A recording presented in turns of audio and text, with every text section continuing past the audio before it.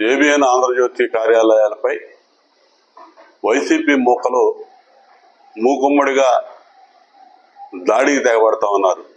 నిన్నటి నుంచి నిన్న కానీ ఇవాళ కానీ హైదరాబాద్ నగరంలో కానీ ఆంధ్రప్రదేశ్ రాష్ట్రంలో కానీ అసలు వీరికి నిరసన తెలియజేసే హక్కు వీరికి ఉందా అని నేను అడుగుతా ఉన్నా. నిస్సిగ్గుగా వ్యవహరిస్తా ఉన్నారు.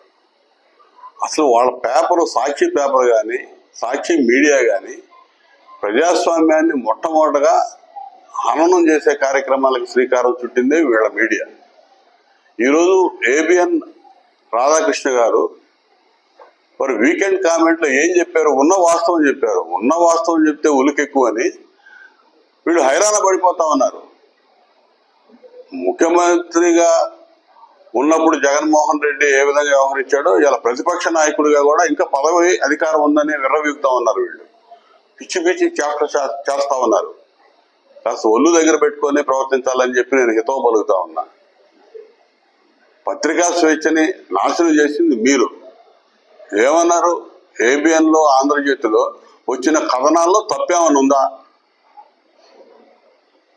జగన్మోహన్ రెడ్డి ఏది మాట్లాడితే అది గంగిరెద్దులు తలవిపినట్టు ఊపుతా ఉన్నారు వీళ్ళు అని చెప్తున్నారు. వాస్తవం కాదు అది. 100% వాస్తవం. తిమ్మిని బమ్మి చేసే అలవాటు ఉంది మీకు. ప్రజల్ని రెచ్చగొట్టడానికి రకరకాలుగా పాచికలు వేసేది మీరు.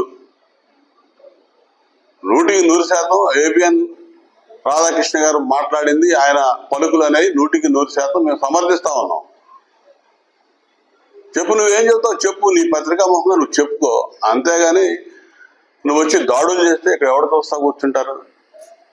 ఎవరు తగ్గరు. అసలు ఏబిఎన్ అసలు తగ్గదు. దమ్మున్న ఛానల్ వాళ్ళు, వాస్తవాన్ని ప్రతిబింబించే ఛానల్